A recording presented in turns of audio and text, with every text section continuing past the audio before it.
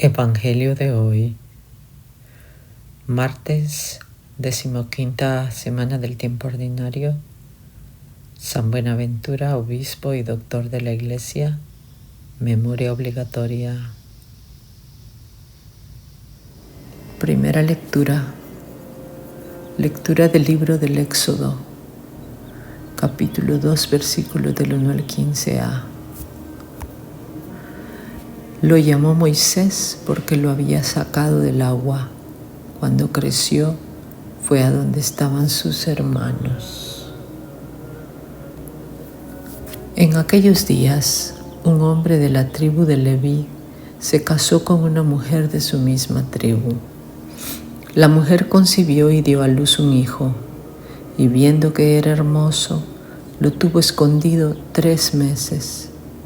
Pero como ya no podía ocultarlo por más tiempo, tomó una canastilla de mimbre, la embadurnó con betún y con brea, metió en ella al niño y la dejó entre los juncos a la orilla del río.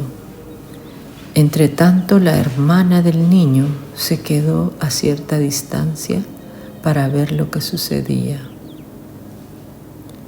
Bajó la hija del faraón a bañarse en el río, y mientras sus doncellas se paseaban por la orilla, vio la canastilla entre los juncos y envió a una criada para que se la trajera. La abrió y encontró en ella un niño que lloraba. Se compadeció de él y exclamó: «Es un niño hebreo». Entonces se acercó la hermana del niño y le dijo a la hija del faraón: «¿Quieres que vaya a llamar a una nodriza hebrea para que te críe al niño?». La hija del faraón le dijo que sí. Entonces la joven fue a llamar a la madre del niño. La hija del faraón le dijo a esta: «Toma a este niño, críamelo y yo te pagaré». Tomó la mujer al niño y lo crió. El niño creció y ella se lo llevó entonces a la hija del faraón, que lo adoptó como hijo y lo llamó Moisés, que significa «de las aguas lo he sacado». Cuando Moisés creció, fue a visitar a sus hermanos y se dio cuenta de sus penosos trabajos. Vio también cómo un egipcio maltrataba a uno de sus hermanos hebreos. Entonces Moisés miró para todas partes, no vio a nadie, mató al egipcio y lo escondió en la arena. Al día siguiente salió y vio que 2 hebreos se estaban peleando. Le dijo entonces al culpable: «¿Por qué le pegas a tu compañero?». Pero él le contestó: «¿Quién te ha nombrado jefe y juez de nosotros? ¿Acaso piensas matarme como al egipcio?». Lleno de temor, Moisés pensó: «Sin duda que ya todo el mundo lo sabe». Se enteró el faraón de lo sucedido y buscó a Moisés para matarlo. Pero él huyó lejos del faraón y se fue a vivir al país de Madián. Salmo responsorial 68. Humildes, buscad al Señor y vivirá vuestro corazón. Me estoy hundiendo en un cieno profundo y no puedo hacer pie. He entrado en la hondura del agua, me arrastra la corriente. Humildes, buscad al Señor y revivirá vuestro corazón. Pero mi oración se dirige a ti, Dios mío, el día de tu favor. Que me escuche tu gran bondad, que tu fidelidad me ayude. Humildes, buscad al Señor y revivirá vuestro corazón. Yo soy un pobre malherido, Dios mío, tu salvación me levanté. Alabaré el nombre de Dios con cantos. Proclamaré su grandeza con acción de gracias. Humildes, buscad al Señor y revivirá vuestro corazón. Miradlo los humildes y alegraos, buscad al Señor y revivirá vuestro corazón. Que el Señor escucha a sus pobres, no desprecia a sus cautivos. Humildes, buscad al Señor y revivirá vuestro corazón. Evangelio de nuestro Señor Jesucristo según San Mateo, capítulo 11, versículos del 20 al 24. El día del juicio les será más llevadero a Tiro y Sidón y a Sodoma que a vosotros. En aquel tiempo Jesús se puso a maldecir a las ciudades en las que se habían realizado la mayoría de sus milagros, porque no se habían convertido. ¡Ay de ti, Corosaín! ¡Ay de ti, Betsaida! Porque si en Tiro y en Sidón se hubieran hecho los milagros que se han hecho en vosotras, tiempo a que en sayal y ceniza se habrían convertido. Por eso os digo que el día del juicio habrá menor rigor para Tiro y Sidón que para vosotras.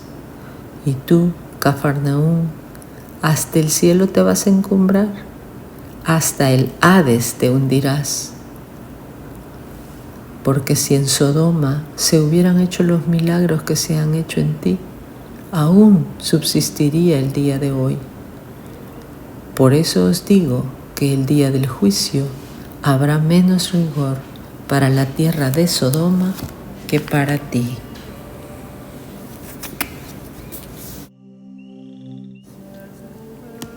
El Evangelio meditado del Padre Alfonso Milagro. Se puso a maldecir a las ciudades porque no se habían convertido. Dos ternas de ciudades. Por un lado, 3 ciudades de Palestina: Corosaín, Betsaida, Cafarnaúm. Por otro, 3 ciudades que no eran consideradas como integrantes del pueblo de Dios: Tiro, Sidón y Sodoma. Los oyentes de Jesús conocían muy bien tanto la situación de unas como de las otras. Sabían que las segundas eran consideradas históricamente como malas, ya por sus depravadas costumbres, ya por su materialismo debido a su auge económico, mientras que las 3 primeras, por estar en el territorio de Israel, habían sido recorridas frecuentemente por el maestro nazareno, predicando la buena nueva, enseñando su mensaje evangélico, curando enfermos, resucitando muertos y perdonando a los pecadores. Ese era el cuadro histórico del que Jesús tomó pie para exponer su llamado de atención. En efecto, Jesús se puso a recriminar a las ciudades porque no se habían convertido. La expresión recriminar resulta fuerte, pero la realidad es grave. Maldijo, increpó, echó en cara a los habitantes de aquellas ciudades porque no se habían convertido, porque en esas ciudades, a la vista de sus moradores, el Señor había hecho sus milagros y les había enseñado su maravilloso mensaje, y sin embargo ellos no habían hecho penitencia, no se habían convertido y no habían admitido el reino de Dios. Tema central de la predicación del Maestro. Toma el Señor como punto de reflexión a los habitantes de las ciudades que viven en el lujo, en la prosperidad material, en las excesivas comodidades que los alejan del espíritu del Evangelio, que es espíritu de austeridad. No recrimina el Señor el hecho de que se habite en la ciudad. Siempre dentro de esta reflexión, no podré permitir que el hecho de integrar una sociedad desarrollada apague en mi espíritu el deseo de vivir en conformidad con las exigencias del Evangelio y aún con las obligaciones testimoniales que mi consagración al Señor me impone. Aquella gente no se convirtió y eso indignó al Señor. Pero lo que hizo que el Señor le echara en cara su duro corazón fue el hecho de que ellos habían sido el objeto de su misión apostólica y en ellos había resonado la palabra de Dios, testimoniada hasta con milagros. Nosotros nos hallamos en idénticas circunstancias agravantes de nuestra falta de conversión verdadera. Hemos sido objeto de la predilección del Señor, que nos ha distinguido con la abundancia de sus gracias y ha querido que su Espíritu descendiera sobre nuestra mente. Debemos examinar si verdaderamente somos lo que aparecemos y aparecemos lo que en realidad somos. No sea que en el día del juicio se nos trate con mayor rigor debido a nuestra mayor responsabilidad. Vivencia. Nada mejor que meditar con detención y con entera sinceridad, sin deseo de darnos a nosotros mismos con toda facilidad el certificado de buena conducta, las palabras del apóstol, porque somos sus colaboradores. Los exhortamos a no recibir en vano la gracia de Dios.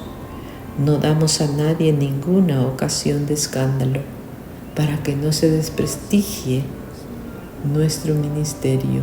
Al contrario, siempre nos comportamos como corresponde a ministros de Dios. Segunda de Corintios capítulo 6 versículos del 1 al 3. Puesta la mano en nuestra conciencia, podemos afirmar que a nadie estamos dando ocasión de escándalo o de desprestigio. Somos en todo. Nos presentamos y actuamos como ministros de Dios, servidores de Dios.